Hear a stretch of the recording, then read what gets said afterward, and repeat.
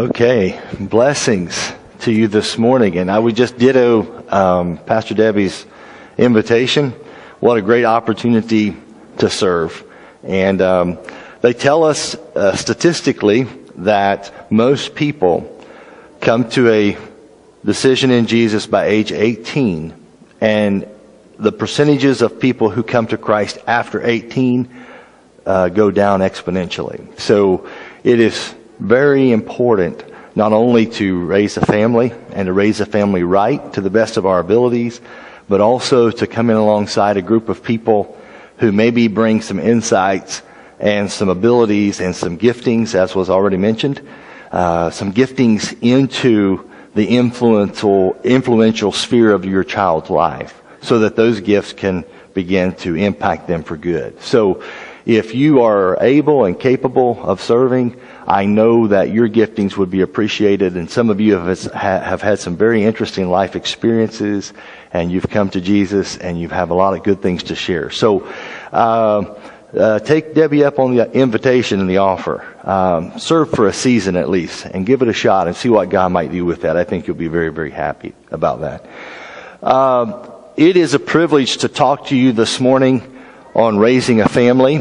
And I'm going to continue this series now I've been in this series for 3 or 4 weeks. We've been in a selected passage, and I will continue to work that passage. Today, we're going to look just maybe at a couple verses of that passage, and we'll look at a couple insights from it, talk to you a little bit about that. And then what I'd like to do, as time permits, is to, we close services different ways at different times. Sometimes there's opportunities to pray, and sometimes maybe someone will share a testimony or something like that. Today, I'd like us to maybe have some Q&A time where you can ask from the floor, unrehearsed, questions about raising a family. And so I'll give you an opportunity to do that. And if we are cut a little short on time, it'll be okay. We'll do a Q&A in upcoming services, okay? So, and we may do it more than once. And so we'll just, we could call it getting real with the information, all right? It gives you an opportunity to respond back and maybe have some questions maybe other people have. So bear that in mind. And the reason I tell you now is because if we have some time today, we'll do this. And we'll probably do this in upcoming Sundays. So be thinking of questions that you have and would like to ask in a general plenary environment like this, okay? Again, we're going to continue working the passage of 1 Samuel chapter 2, verses 12 through 26. And this is just full of great information about a family in decline. And also, and contrasted with the sons of Eli, Hophni and Phinehas. We're going to see these boys were characterized as scoundrels. They had no regard for the Lord. And I have laid out the biblical background of this passage for 3 weeks straight. And so I will not go into all the details of the background of the passage, but know and suffice it to say this morning in summary fashion that not only do you have 2 sons of Eli who were scoundrels, but you also have another son whose name was Samuel, and he is a very pleasant and wonderful contrast to the lifestyle that Hophni and Phinehas led. And that when it comes to raising our families, our goal, our desire, our aspiration is to be on the Samuel side of the equation. And I want to tell you, you haven't lived as a parent, you haven't lived as a family member until you get to experience the fruit of your parenting, that you've invested in a child, or you've invested in a family over years and years of time. And finally, when they hit 18 years of age, you begin to see some kickback, some interest accumulated on all the time and the investment that you've given to the parental task. It is a rush. In fact, I'll just call it this morning a parental rush. You can't manufacture that stuff. You can't buy it on the streets of Chicago. You can't import it from South America. And there is absolutely nothing, men and women, that you can snort, inject, smoke, or drink that will give you a kind of what we'll call parental rush Then when you've parented right, or you've endeavored to do your best, and you see that begin to pay off in a child's life, it is incredible. A lot of people want to do things to escape the pressures of family life, to escape the pressures of life. Get me out of this mess that I'm in, right? And sometimes we definitely have a lot of family mess, and we certainly, I know in our family, we've always made it a safe place to fail. Family is always a safe place to fail. But we're going to work with that. And we're going to talk about that, and we're going to work through those issues. And whether things happen at school or in the community or in your personal life, we're going to talk about it. We're going to work through it. You have a safe place to fail here, but we're going to learn from every failure, every mistake, right? And when they begin to learn that, and they begin to make the right decisions, not because they're coerced, not because they're manipulated, not because they have been forced into this decision, but they willingly, as an adult, begin to make decisions, lifestyle decisions that orients their life in a certain trajectory, all right? When they begin to make that on their own and God is in the center of that, it is a rush. It's a rush, a parental rush. And you've got to stay with this parenting thing because you're going to get there and it's going to be awesome. And even though my family isn't raised yet, and even though, totally, and even though there are decisions that will yet to be made, decisions that we're going to learn from, of course, love has been assured, but I can tell you that a little bit every now and then kind of overflows from the top of the cup. And I begin to see a little bit about, this has been worth it. It's been worth it. And I mentioned to you that I've only raised one family. And I don't know that I can handle any more than one family, okay? And it's been a privilege, it's been a joy. But I will tell you without question, absolutely the hardest thing that you'll ever do, as well as the most rewarding. But you have to stay with it, I think, to get to this place I'm talking about when we talk about a parental rush. Okay? Look at let's go to the slide where we've got the first three things. There we go. If you will look at what research has revealed about family, and you begin to kind of extrapolate out of the mountains of data what is being discussed in the realm of family studies, what you are going to find. And incidentally, all of these things are found in our passage that we've been working in 1 Samuel 2, and that whole scenario in 1 Samuel, the whole book. And this family, you're going to find these principles embedded in the story. Look at this. Parents model their faith authentically in a well-balanced family. Okay? There's a not a disconnect, but a consistency that what you say and how you live matches up. And I've shared with you before that if there is an inconsistency in your life, that it's very disgusting for a child to be raised and see that kind of inconsistent disconnect. That's what these scoundrels in 1 Samuel 2 saw. They saw a daddy that was high and religious and held the utmost, highest religious position in the land of high priest in a very desperate time. And on the side, his boys were sexually immoral. His boys were trying to get validated, and they were violent, and they tried to get the attention of a daddy whose love they always craved but could never seem to get it. And Eli made some mistakes as a parent, and I've talked to you about those. There were some inconsistencies, and it really destroys your family. It causes a family to decline. And so I would just underscore this. And then number two, parents identify and nurture individual uniqueness in a well-balanced family. You cannot raise a family. You have to raise an individual within a family.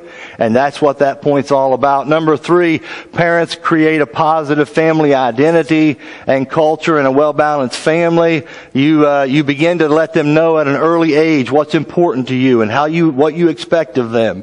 Not that you're going to badger them into compliance with the Bible or any other book. Not that you're going to intimidate or manipulate, but you're going to explain very clearly, answering every question related thereto. You're going to explain very clearly what you expect, what your hopes and dreams and vision is for their life. And you're going to do that on a daily, weekly, and certainly a monthly basis, where you're going to check in and you're going to make sure you're on target for where you'd like to see them go in their lives and with the gift of life God has given to them. And we do that every week. We have a family time on Sunday evening, and we've been doing that for years. And I cannot tell you the difference that has made. Incredible, incredible. You want to set yourself up for a parental rush. Have a positive family identity and culture, and begin to communicate that at an early age. Okay, so you're getting the idea. Number 4, parents connect with other adult spiritual mentors who have a positive influence in their children in a well-balanced family. I haven't gone there yet. We'll go there, Lord willing, next week. Number 5, parents prepare their children to use their sexuality in a God-honoring way in the well-balanced family. That'll be the next message that we do. And if you do have young children, we may be up into September by that time, we'll see. But if you do have young children, you might want to be aware of that topic on that particular day. All right, we'll have to deal with some things honestly there. Number 6, parents forge character intentionally in a well-balanced family. You're always looking for how to help incorporate into the normal occurrence and flow of life. What character trait can we learn from this situation? Do we need to learn responsibility? Do we need to learn generosity? Do we need to learn a good attitude? What do we need to learn from this? And can we learn it? And can we talk about that? And these are the 6 things that I think, again, to boil down the parental task, not only of nurturing kids and validating kids, but to raise them on some key principles. I think these 6 things will position you to have a parental rush, where you see God at work in your child's life. Now listen, if God is at work, and if you live these principles out, what can one expect? Fellas, if you'll go to slide 16 for me, I believe I've got a contrast set up there. Slide number 16, there we go. It's a contrast between Eli's sons and Samuel. Again, you'll see these 2 ideas, these 2 families contrasted against each other throughout the book of 1 Samuel, with the eventual deaths of Hophni and Phinehas. We haven't got there yet, but we'll get there. It is a very tragic end, and it always is when we raise scoundrels, right? They make a lot of poor choices. Maybe our parental neglect helped with that, and so they had no regard for the Lord. As a result, Eli has to say, "My sons, the report I hear spreading among the Lord's people is not good. You guys are living like scoundrels, and everybody in the community knows it. And believe me, I've never parented, and neither should you parent based on what people think in the community. We don't care about that necessarily. That's not our number 1 priority, right? Our number 1 priority is to honor God, to make sure we're making good choices before Him, and to live that out in our lives. And whatever people think of that, they think of that, and we move on. That's the way we do that. But here's what's happening in this story, is that here's a man who has obviously neglected his sons, as I've substantiated over the last couple of weeks. They're scoundrels, and now he has to listen to all that's being talked about in a community because his sons have made some really, really poor choices, and as a father, it's all starting to come due. And he is not having a parental rush because his kids are turning out great. To honor God. Sure, mistake prone, absolutely, but they're honoring God. He's not having that joy in his life. And there's some things that's going on in his heart and mind here, and he's struggling with it, and the report he hears is not good. Now, what do we find contrastively in the story? Well, obviously, Hophni and Phinehas and their family is in decline. Samuel and his family is in ascent. They're rising up. They're becoming bigger and fuller, and they're growing, and they're learning, and they're beginning to contribute in the community. And the boy Samuel continued to grow in stature and in favor with the Lord and with people.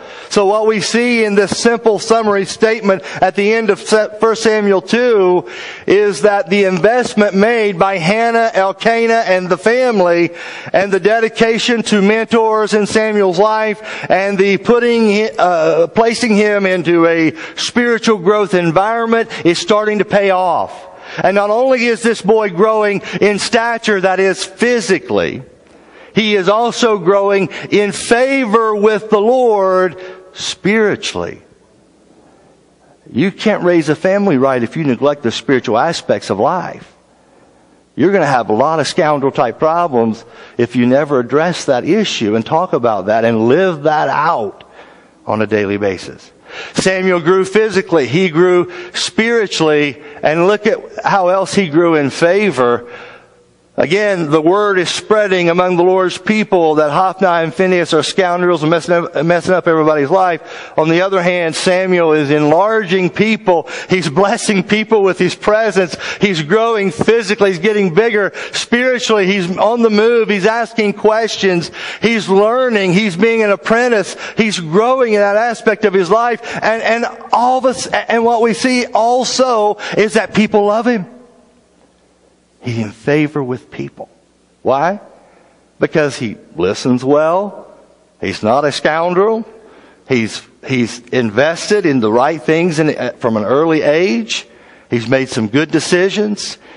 He's been mentored. He's partnered with the Lord's people there in Shiloh, as we've read in the text. And there's this wonderful, wonderful benefit of adding value to everyone who's around. Why? Because he's just on target in every area of his life. And that is part of our parental mandate. And how does Samuel get to this place? By seeing, experiencing all those 6 things that we just put up on the screen. So I want to encourage you and really I want to nest this encouragement in between number 3 and 4 in our series. I want to interject this little word of encouragement to those of you who are currently raising children. The investment is worth it. Investing in those 6 things and working out the spiritual life in your life, it is worth it because of what it's going to accomplish in your lives. And then those who are here, and I know there are many with young. In fact, someone was telling me this week. I saw someone from our church at the door of a store, and we were just kind of passing, and she said I had there's like 5, 6, or 7 kindergartners who went to their first day of school was today from our church. In fact, if you have a kindergartner who went to school first day Friday this past week, just raise your hand. Yes, there's a couple.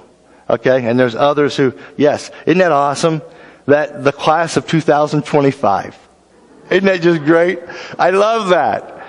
That it's going to be so fun to see them come up through, and it just makes me feel as old as I could possibly feel. But 2025, I don't know what I'm going to look like on this stage in 2025, but that's just crazy to think about. And I want to say congratulations to the class of 2025.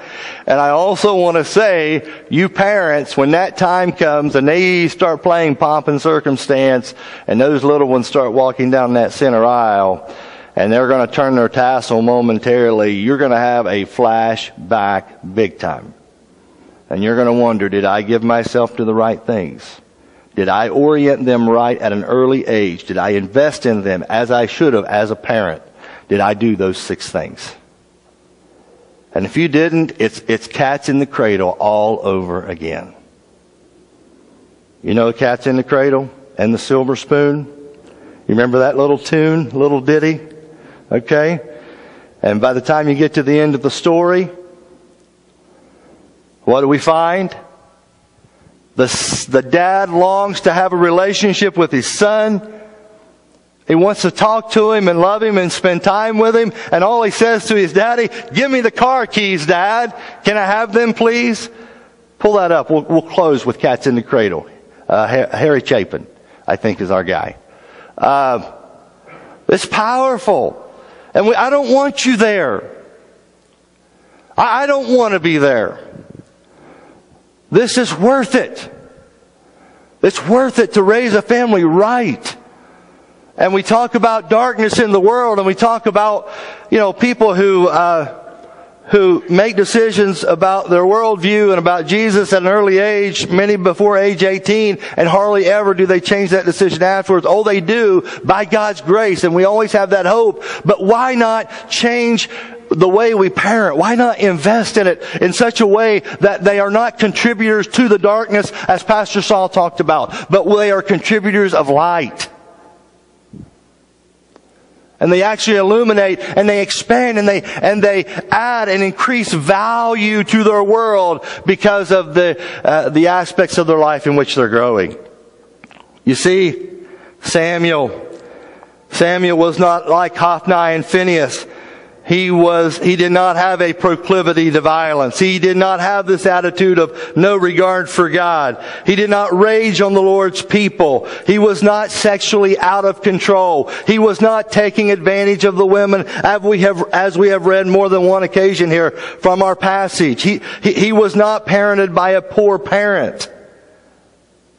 Instead, all the reverse was true in his life. He was raised with a high regard for women. He was raised with an utmost respect for God and the fact that God made him, and he's bigger and he's smarter and he's wiser, and I better listen to him because I don't have this thing called life figured out right. And there's a humility that he brings to life. And I love the threefold growth areas that we see. Of course, to review again, we see that Samuel grew physically. He continued to grow in stature. Sometimes parents want to get all upset about whether or not their kids will eat or whatever. We never worried about that. They have this little gnawing pain in their belly called hunger. And when that little tummy gets empty, they want to eat. And when they start eating, they won't stop. And we want to worry, well, why he's not eating right, or he's refusing to eat his food. Just give him a little time, he'll eat. Okay? As a parent, your job is to ensure the physical development of your child. Samuel got taller, he got bigger, he developed coordination and agility. And our job as parents is to remove those growth-restricting hindrances or even sicknesses that they might have. And parents will get all worried about the growth chart and the percentiles. Well, they're this percentile in their leg length and this percentile in their head circumference. And man, this kid's really going to have a big head, so we get all upset and uptight and we worry and we fret. Hey, listen, feed him, he'll grow. Feed her, she'll grow. Don't worry about it. And if there are abnormalities or things over several years or a few years, and it has you concerned, then you need to go get it checked out, of course. And you might have to look at the thyroid or something related to growth and things. But for the most part, God has been very gracious. And most of you here, if you just eat right, you'll grow right. And I would just say to our families, that families are in such a hurry today, take time to fix good meals. Do that, because number one, your kids will love your meal times if you'll put some investment in that. My wife has done a great job of cooking good meals over the years, and to this day, it's one of the highlights of our day, or if the day's been busy or a few days have been busy, at least some of our highlights of the week is when we sit down and have a meal together and we eat a good meal. And she's done a great job all these years. I have to say, and I'm not going to tell you how much I weigh compared to what I weighed in high school, even before I got married. But believe me, it's a lot more than it was before I married her. Okay? And I'm not saying that's necessarily a good thing. It's more of an indictment on my inability to say no to her good cooking. That's what that's about. And so, but take some time for that. And if you're a young mother and you have no idea how to cook, we've got some awesome cooks in this church. Believe me. And we'll get you paired up with some people that can help you do some cooking, okay? But take some time with that. Make sure their meals are healthy for them. And if you have a little one at home and you're busy and you're frazzled, hey, change the diaper on a regular basis. Give them some relief, because that diaper rash is mean stuff. Okay, hey, it is really mean stuff. I'm serious. I wouldn't want to have it. I'm telling you right now, what I've seen, there is no way I want to be afflicted by diaper rash. Okay, so I know you wouldn't like it either. So I'm just saying, start at an early age, care for their physical well-being, feed them, they'll grow. Bathe them, take care of them, teach them good hygiene at an early age. Interact with them. Stand them up against the door, and you don't want them having to try to walk too early, but as soon as they're trying to take steps, stand them up and get out there about 5 feet and say, "Come to Daddy." Okay? And they'll wobble along, and eventually they'll make it over there. You'll clap, you'll rejoice, and they're not going to get bow-legged. Just let them try it a little bit. And don't wear them out. Just a little bit each day. You develop a child physically. It's part of the joy of parenting. Okay? Let them grow. Give that some time and attention in your life. Samuel grew physically. How else did he grow? He grew spiritually. He was in favor with the Lord. Growing in this area of his life, and you can't force this, but you have to model it. And if you don't model it, if religion is a joke, church is optional, the Bible's just another book, you sort your own values out as you see fit, prepare for a scoundrel life, because you're going to have it. You're going to have it. You don't have to say it. You've already said it in how you've lived your life. Okay? You've already said it. And I'm going to say to you, spiritual stuff, you say it best by the way you live. That's how you say it best.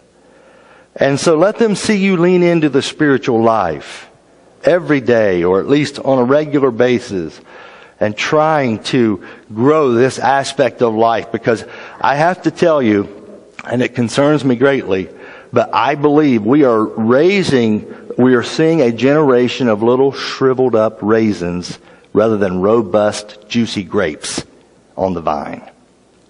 They're shriveled up spiritually. They can't think worldview stuff. They don't know what values are. They just live as culture has dictated for them to live, and they have shriveled up and can't really talk much about any spiritual thing because there's nobody in their life to really talk to about that. You have to open that up by living a spiritual life, leaning into God, partnering with the church family, conscientiously giving yourself to those 6 things we talked about earlier. Okay? Growing spiritually, calling out to the Lord, modeling transparency and authenticity. You know what, family? Gather them around. Family, I blew it on this. I need you guys to pray for me. And just owning that stuff and working through it as a family is just wonderful. What God can do when we will approach parenting this way. Listen to me now. Samuel grew physically. Samuel grew spiritually. And Samuel grew socially, in favor with the Lord and with people. And the way you grow socially is not complicated. Okay? Just look at how Hophni and Phinehas lived. That's how not to grow socially. Okay? But how do you grow socially? Well, you listen well to people. You're pleasant to talk to. You have a basic joy in life. You're not in a sour, moody, self-centered disposition of mind all the time. You don't have an attitude of entitlement. Hophni and Phinehas said, "We want food," and they took it. Hophni and Phinehas said, "We want sex," and they did it. Hophni and Phinehas says, "We want position so Daddy will be proud of us," and they did it in their own way. Hophni and Phinehas said, "I'll get violent if I want to." It's not the way to grow socially. If you go around trying to beat up everybody and get everybody in bed with you, and you go around trying to live your life with an attitude of entitlement, you're going to alienate a lot of people. And they're going to say, "Oh boy, look out, here comes that Hophni-Phinehas bunch. We don't want to get mixed up with that." Huh? That's exactly what happens. It's what happened in Eli's family. And I don't want that happening in your family. I don't want that happening in my family. I want to parent right, and raise a family that has been, the culture has defined, the family culture and the family values have been defined and revisited and recast. The vision has been recast over and over and over again. Listen, when that happens in your life, you get to be a part of a parental rush. I was thinking, as I was thinking about putting my thoughts together this week on this message, and some of you think maybe a parental rush is like defined by interceptions or home runs or sectional or regional championships.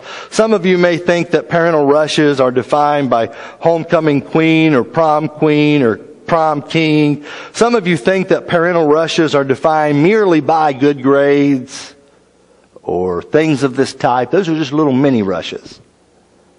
It's not the ultimate parental rush. You see, the ultimate parental rush is when that child of yours walks down that aisle someday, and when they go out and they begin to make their own decisions, you see social development coming to life. You see the spiritual values that's been instilled, and that begins to leak out. And then you see the physical growth and development, and you see all three of these things lining up, and God in the center of things. It's a rush.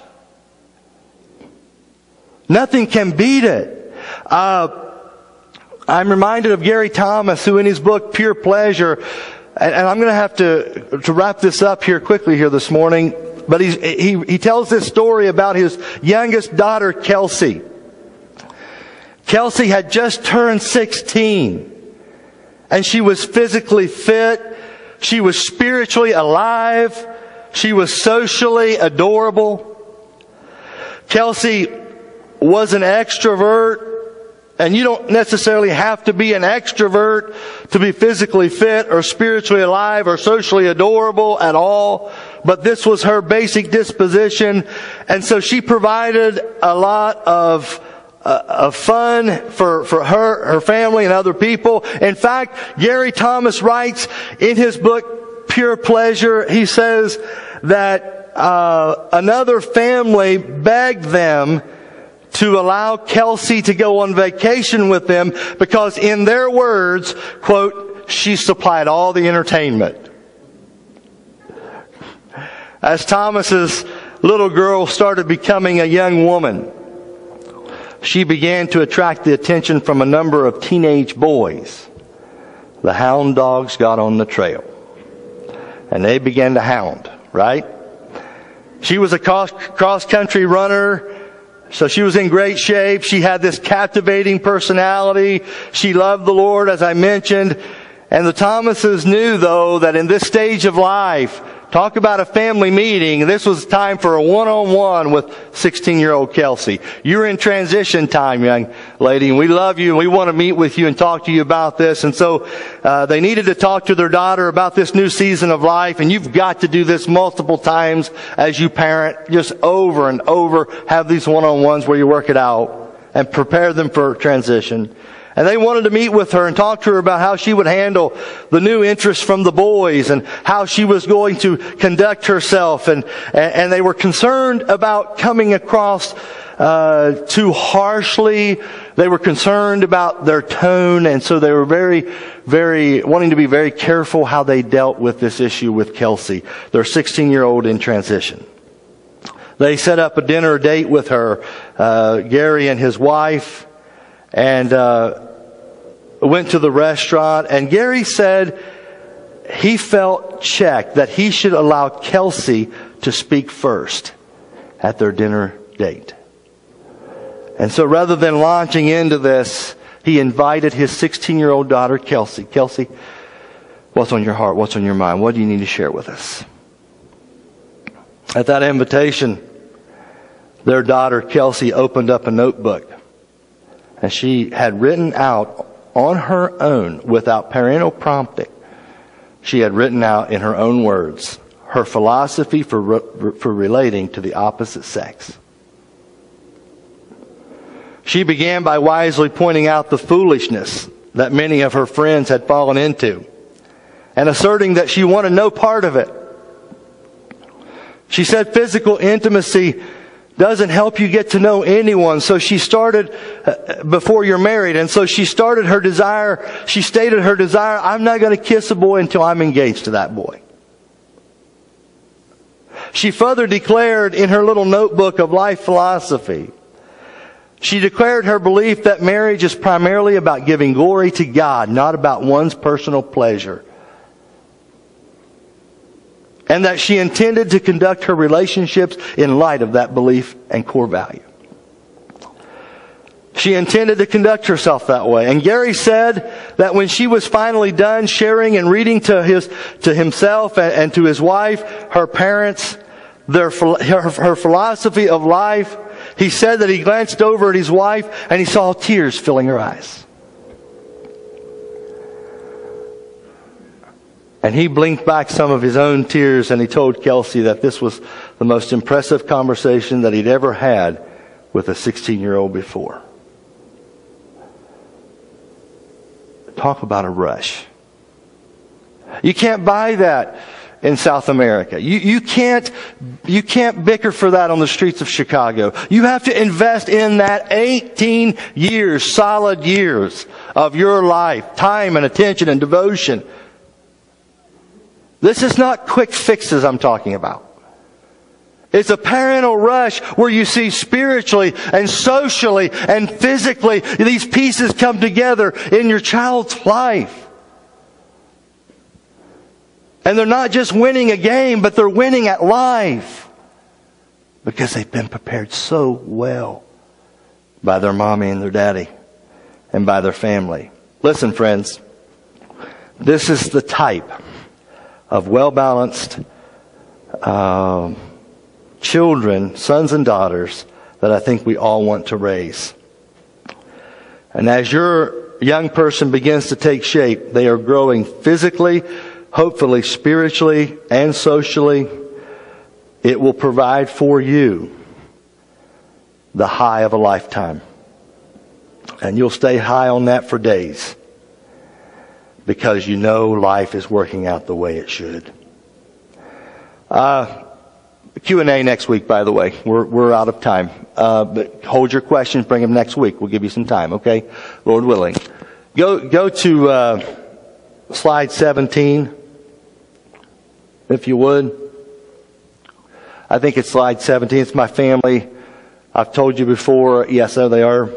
I've told you before that it's going to be tough for me to do a family series without talking about my own experiences. And I can tell you that the parental task, it's been a blessing, but it's been challenging. And everybody on that screen, everybody has issues in their life. Okay? And see that guy, the second one from the right, with that dark colored shirt? He is one messed up turkey. Okay? And it's taken all four of them, plus Almighty God and the Holy Trinity, Father, Son, and Holy Spirit, to get stuff through to that guy. But God's been faithful. He's been so faithful.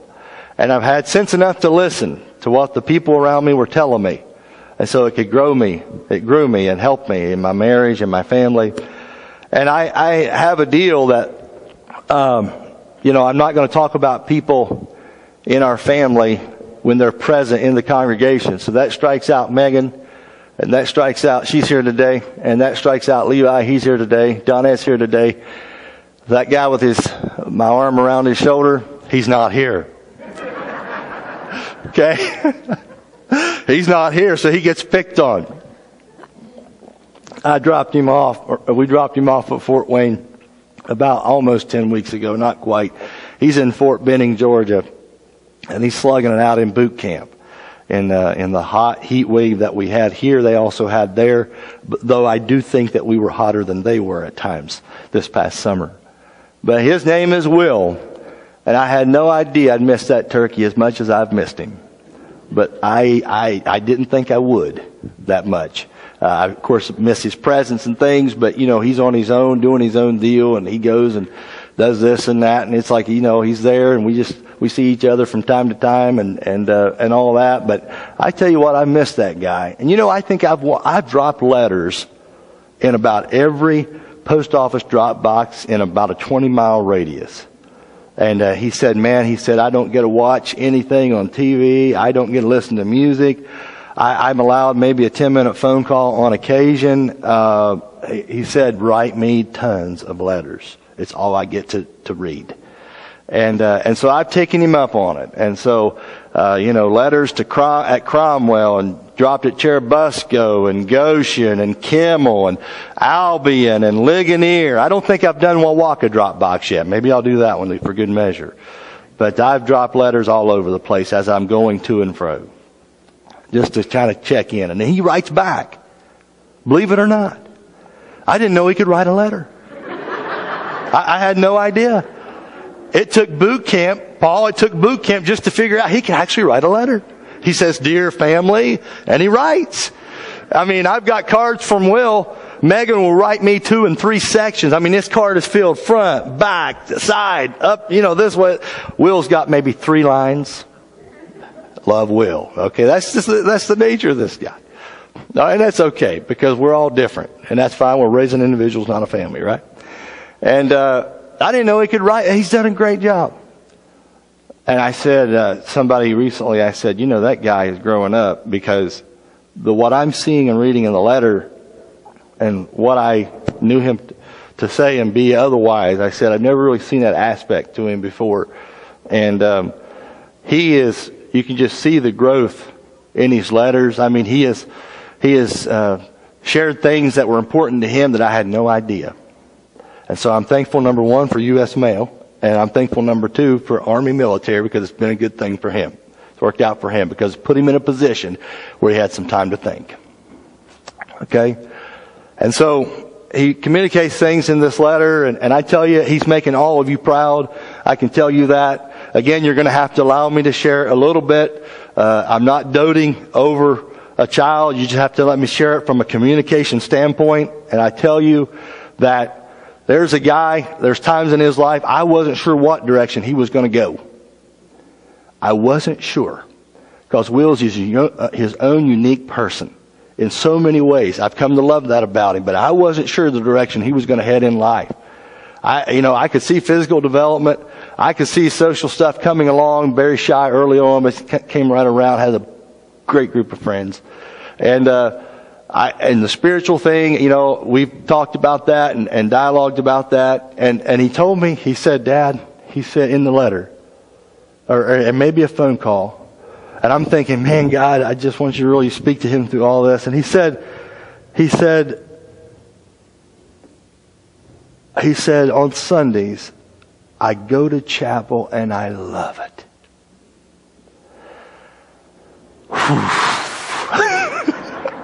You talk about a parental rush. He doesn't have to go to chapel.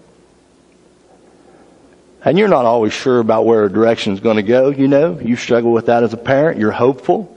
And your parenting is not tried until your kids get older. When your kids are younger, your parental philosophy is untried and unproven. You hope you're doing it right, but you really don't know until they get that age where they start to fly on their own. He said, I love it. I got a call a couple of weeks ago, and he said, this is a rewards call. I said, really? Yes, sir, it is. I kind of like when they say yes, sir. You know what I mean? That feels good. That's a little bit of a rush, right? All right. Yes, sir, I did. It's a rewards call. I said, what's up? He said, well, I was out on the range, and I shot out of 210. It was top 7 in my platoon, in the 1st Battalion, 19th Infantry Division of Charlie Company in Fort Benning, Georgia. He said they pulled us all, 7 of us out, 210, 7 of them top 7. He pulled them all out, let them go get something from a normal restaurant, and the MRE's meals ready to eat. He got a little break from those and got to go out and live the high life for a few hours there, and go through the infantry museum there near the base in Fort Benning, Georgia. And I think all that shooting he did out at Adam Grimm's. I think all that shooting he did out there helped him, Adam. I don't know where Adam is, but Adam let him come out and shoot. And they shoot stuff and blow stuff up. And I tell you, he threw grenades this past week. He goes everywhere with his M4. He's digging trenches this week. He's scaling walls. He's lining that. What do they call that? Zip lining over stuff. And I mean, he's right in his element. And so it's worked out good. But I think shooting out there at Adam Grimm's, out there at his place, to where he works, I think that's probably the reason he did so well. Is those targets pop up about every 50, 75, 100, 150, 300 meters, and you have 3 seconds to pop them. And did real well. So hats off to Adam there for letting him shoot a little bit. Listen, and found out the other day, we got a letter and it said his roommate at college is a guy by the name of Evan Miller. I'm thinking, who is Evan Miller? It sounds familiar. Might he be Amish? Maybe. Miller, maybe. Maybe there's some Amish connection. Down to college and all that. And so, but no, it's like I've never seen Amish people at Indiana Wesleyan University. So I don't think that's. Who is Evan Miller? I think I know this guy. And then I got and said, a letter looked at it close and said, this guy's from Cromwell, Indiana. His roommate. Now listen, he's been sleeping with people who sleep with their mouths open at the base, at the boot camp where he's at, and it's driving him crazy. He's tired of sleeping with people he doesn't know. Okay? But so I'm looking at this. I'll tell you the story. I'm looking at this. Who is Evan Miller? And then I found it hit me. I said, Donette, yeah. Is Min Miller's named Evan? Is his real name Evan? Yeah, it's Evan. Min Miller, where are you at, buddy? There he is. Hey, we're looking forward to it. God is good. You guys are going to grow socially and spiritually and physically together right there. So God is good. God is good. And he's going to have very little at-home time. We'll get him back. He graduates August 30th. And we'll turn right around and go back to college. Okay? You and I both know that, like I said, all these people here have issues. And there's been times, there's been things done, and you got to sit down and talk to a kid about it. But I'm telling you right now, you can't give me any drug to make me any higher than I am when I find out a child of his own will and volition has said, I go to chapel. I went to chapel today and I liked it. You can't get me any higher than that. Any higher. Now I'm going to tell you, when Megan goes back to college, I'll tell you some more stories. Okay? All right? She's here today. I'm not telling you, but I got some good ones. All right? And that guy on the right there, I'm going to tell you some stories about that dude too. And I don't know. We'll have to wait till he goes on a weekend camp out or something. We'll get that worked in. I kept you long enough. Would you stand with me this morning?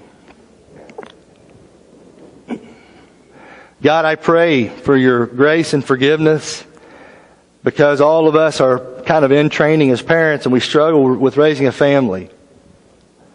But then there's those moments when a church family comes alongside and helps us raise a family. And that's what this series is about.